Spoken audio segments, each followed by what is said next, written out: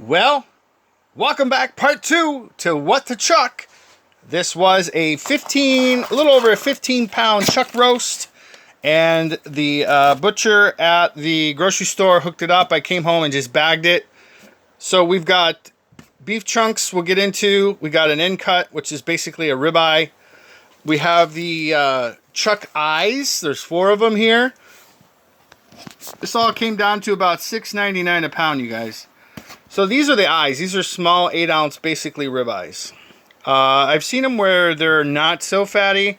It's mainly just all patternized marbleization of fat veins, which adds great flavor to your meat. I personally think the ribeye steaks are possibly the best, but I beg to differ in some cases because a porterhouse is just as good. So real quick, speaking of juicy steaks, there's 2 of them in this one. And when you get said and done, you can see that it's probably typically you just cut it down here.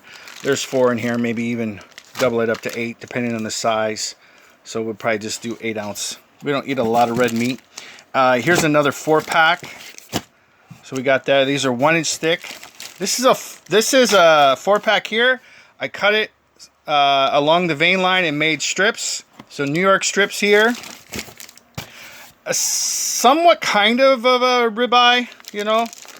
And then this one is a little bit less fattier. This is ideally what the eyes would look like with the small veins in them. And mind you, this is $6.99 a pound.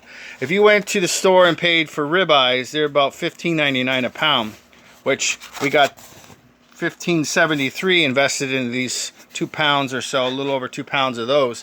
That's what we were after tonight. So we're gonna grill that up along with our aluminum foil ribeye medallion, kind of a big one there. We got our chunks for our stews, our little potato mashes or whatever we're gonna do. It come out to about, what, that was $16.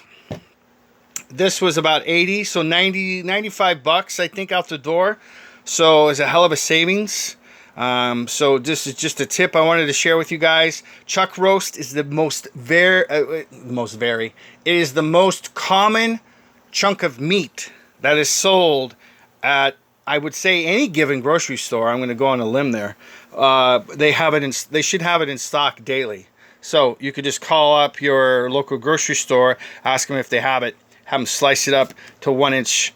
Or however the thickness you want it to be, and ask for this, because a lot of times people don't even realize that they used to put these on the shelf and they wouldn't sell, and when they don't sell, they end up going in the trash.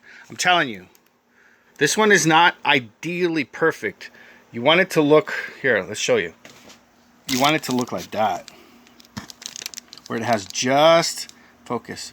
It's kind of like a London broil, but not, because a London broil typically doesn't have a lot of fat. It shouldn't. You want that marbleization in there. That's what that cooks out and gives a tremendous amount of flavoring once you're sitting there basking it in butter and garlic after you've seared it. So, tips, tricks, peace.